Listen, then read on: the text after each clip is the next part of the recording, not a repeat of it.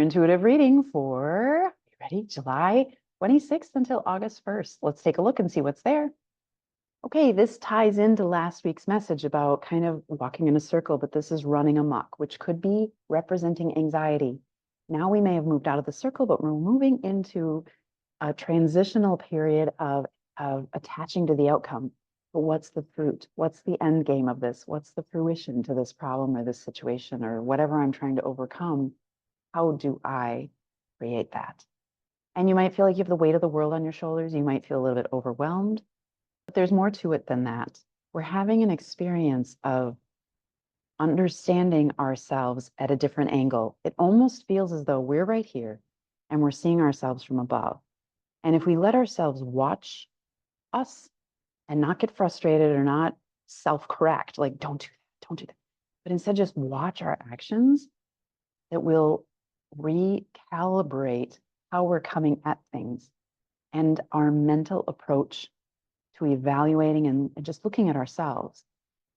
Powerful. It seems very subtle and not extremely overarching, right? But it's going to be something that is subtle but necessary, because if we don't look at ourselves from outside of us, get perspective, we might even ask a friend, can we have a conversation and I'm going to record it because I want to listen to it later. I'm doing some self-reflection.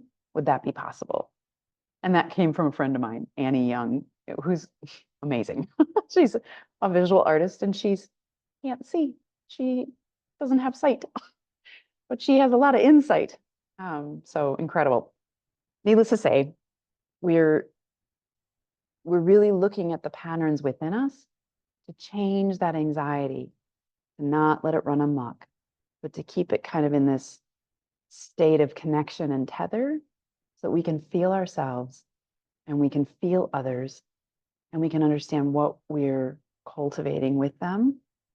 And most importantly, though, this feels very much about us as the individual, what it creates for us. Hey, we might be more aware of not helping people so much. Hey, I can't do that right now. I don't have the energy or the time or no reason at all. I just can't do it right now. Please ask me again later or at another time. I'd like to help, but now's not the time. That's powerful. We might be needing to make these choices to keep that anxiety not controlled, but released. And it could be the universe serving you the proverbial tennis ball of, what are you going to do about this? If you have a lot of things come your way, how are you going to manage that? And are you going to freak out? Are you going to try and do it all? Are you going to try and be everybody's everything? Or are you going to get quieter and quieter and quieter so that you stay calm, calmer, calmest, right? What would that be like? What would that change be like? Let's take a deeper look. This message has been around, coming in and out, but it's surrender to your greatest fear. It's a great one to go hand in hand with anxiety is, what are you afraid of? And I think this has been a really wild question over the past few years because we don't even know, and yet we've been looking at it a long time. But it can be this, oh, I think it's self-doubt and imposter syndrome, or, but you know, sometimes I think it's this whatever, like self-expressing, or, you know, they probably all tie together when you look at all of the words that come up for you over all those years. But it's hard to see the very core of it. And it's not that we have to maybe get to the extreme core, but more have this relationship with the tension of something that stays consistent for us. Okay, I think that the problem, and not that we're a problem, but this thing that we've been holding on to that we want to let go has to do with this, has to do with that. Because there is a piece of, it's almost like a fish that's missing one scale, and it's not allowing the fish, so wherever the scale is on the fish, it's not allowing it to move as freely in the water. It's like, boy, if I could just regenerate that scale, I'd be floating through. And interestingly, fish represent skating through emotion. Okay, that's amazing that the fish and the scale came up. And think about the scale, you know, justice, weighing that balancing point. How does that look and work for each of us? Beautiful, beautiful visuals there. So what are we doing in that way? how do we see that piece that's resistant within us, and not where does it come from, like, oh, that's a, but what's the relationship that we have to it? And how do we cultivate something different? How do we let that be something different and resolve itself, right? You can even say that. It's time for you to resolve yourself. I'm here.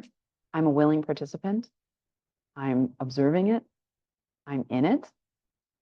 And it's time to resolve that core resistance within me and let go of the handle and let it happen, right?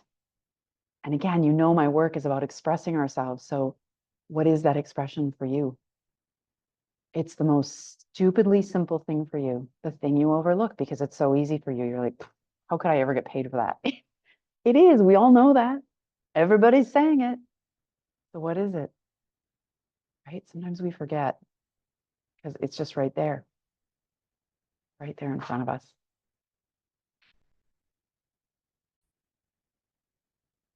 Okay, so the next thing that comes is about our sanctity or our, I don't know what other word to say or how to even define that in this context, but it's sort of like more S words come, like serenity, that there's also sanctuary is a word that comes, but this idea of where is calm natural for us right now?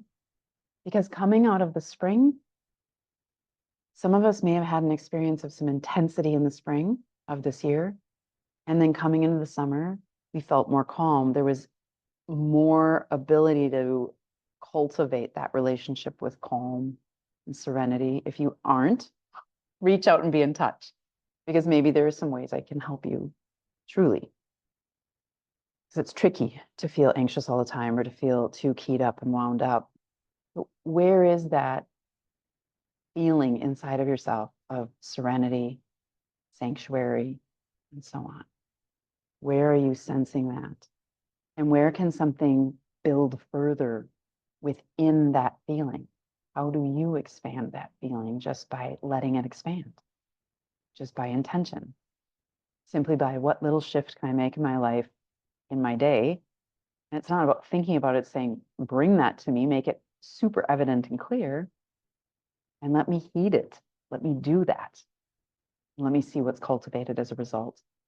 This is one of those moments, too, to not share your ideas with other people, even trusted people, that keep the ideas inside, to keep that energy with you around it, that it's just yours and it's building for you. And I'll tell you, when you know that something is just for you, there's a different relationship to it. There is a natural calm. There is an ease that's simple, right? There's nothing to prove. There's nothing to rush at. You just are easy with yourself. And that's what you want to see is that idea still easy within me? Do I still want to cultivate it? Even though I'm not telling other people, that's a sign that it's not real. When we're like, I got to tell everybody. And the universe is looking for what is real for you, and staying with that and trusting yourself in it so that it expands and it becomes something that's powerful for others, but without you intending that, not necessarily intending it, right? It just becomes. That's the way. That's what we're looking for. And there's a position there of, I wonder if I can. And we could say the word self-doubt, we could say all those things, but there is some hope there of, I wonder if I can. And here's the thing is, another facet of a problem within the system that we live in, or what I call the model, is that people did not believe in us. I mean, people would rather ask you badgering questions about something than say to you, I'm excited for you, or I'm happy for you, or I hope things go your way. I hope that experience is amazing. We rarely hear that. Instead, we hear, well, what are you doing and where are you going? And then when we tell them, they tell us all these things about what to expect or how that will go, or we have no governance over our life then. And we already, before we go in, we're maybe turned off by what we're headed into because we've been told all these things. We're not living somebody else's life. We're living our own, but people are very quick to tell us all the things. And we're done with that. So don't share. Keep it with you. And keep it alive that way, but also keep it in a relationship of, is it true? Because does it just keep sticking with me? Right? And that makes it pure and true for you. And once it's true for you, you believe in yourself and you know that that's right for you. You know that there's something to it. And that belief grows into, I can. I wonder if I can turns into, I can. And I wonder if I can, and I can turns into, I will. And that turns into, I am. Which I think you can see the power of that. Transition and movement to I am. Meaning it's, you are one with it, kind of. You're in it. Not that you are it, but you are doing it actively. This has come up in the past few weeks in the summer too, is gently, gently, gently. And it's this tiny wave that is signaling, go easy. Don't push. Let the waves come in. Watch the waves. See how it works. But go easy. Right? You can think of it like a horse. Like easy. It's okay. I can feel you, horse. I'm not going to, let that get out of control. We're going to stay in this easy space. Easy, gentle. Okay? So ease in. Go gently. And we might ask for that from people. I've been asking for that from people in some funny ways through friends. And it's vulnerable what I'm asking for, but it's also necessary for me because then I know I'm showing myself I know how to get what I need and be vulnerable, and people can meet me. And I think why I'm saying this too is some of the people don't fit that description of asking for those certain things, right? Tenderness, like a hug that we hold for a bit. We don't just hug and done, these types of things where it's an odd need, an odd request, but it's teaching me how to trust. And I encourage it, the ways that you have needs, to ask for those, and that they're coming through that gentle. That's why I'm bringing this up, and tenderness. Because boy, what the world needs more than anything is tenderness. We can say empathy and compassion, but boy, I look around and I think we aren't. We can say it as much as we want, but why don't we just show it instead of saying anything about it? Just show empathy, show compassion, show kindness, and stop talking about it. Because I've had a lot of people say, oh, we just need to be kind. We're done with that. We need to actually have you just be silent and show us kindness. And never fails, the person who says just be kind within the next 5 minutes does something unkind or shows their weakness. And I'm like, well, can't do it. Stop saying it. But you get that. You get that crazy making loop. We've all seen it. We've probably all done it. I'm sure I have, Okay. So gentle, ease, in that vein, feeling it. Okay. It feels too, this is kind of an odd one, but it's like take your temperature. But it feels like the message that's overarching is to sense where people are coming in emotionally, but there's a purpose to it of understanding ourselves. Like we may have had some times over the summer where we feel sad and there doesn't seem to really be a reason, or we're angry, or we have this energy just come over us where we're like, wow, that's just there today, or that's there for a little bit and then it's gone and then it's there. It's similar to that, but it's like we're taking our temperature of where am I in this? What's my relationship to it? And then what's my relationship to others and seeing what their temperature is. And it's not about comparing ourselves, but more understanding, okay, that person's at that place and this person's at this place. And this, it's just this kind of being an observer and a sensing being versus knowing and, oh, well, they are like this and gossiping and doing, there's none of that. It's for yourself. And it's to better understand yourself through seeing how others are understanding themselves and where their temperature is as far as emotionally. Do they get hot quick? And they do that often. And you're like, there's a pattern there for them, right? And it's not for you to be careful, but more be aware.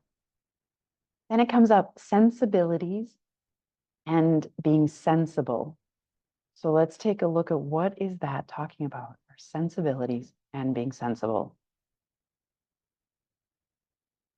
And it feels just it's saying the two go hand in hand. When you're in your sensibilities of sensing things and being aware that you do sensible things, right? And I feel it now. It's like when you cultivate the view of the pattern and the movement of the pattern, you can make more sensible choices for you. They may seem irrational to other people in some circumstances. Doesn't matter. You know that they're sensible because you're the only one seeing the pattern. So let it go. Just be with you. And that's enough. Okay. And if you're somebody who needs perspective right now, partner with somebody who doesn't seem like they carry your same emotional way of being. So you might need perspective from somebody, and you might want them to do it a way that is, no, not you want them to do it a way. It's that you need perspective in your own way of being or how you're presenting something or whatever you're doing. It feels very work-based, or a decision you're making that you're applying to your family unit or something, that you're getting this perspective from somebody who thinks very differently. Not that they're logical and you're an abstract thinker or creative, and could be a little bit that, but it's more so they're emotionally different than you are. I wouldn't, if you're a creative, go to somebody who's just super hyper logical, and doesn't really feel emotion, but more somebody who's constructive. They feel emotion, but they're well boundaried. Feels like we all need a good mama, right? Somebody who can be emotional and understand emotions, but have very good boundaries and not get you into any drama with yourself or with them. They know that boundary well. The good one.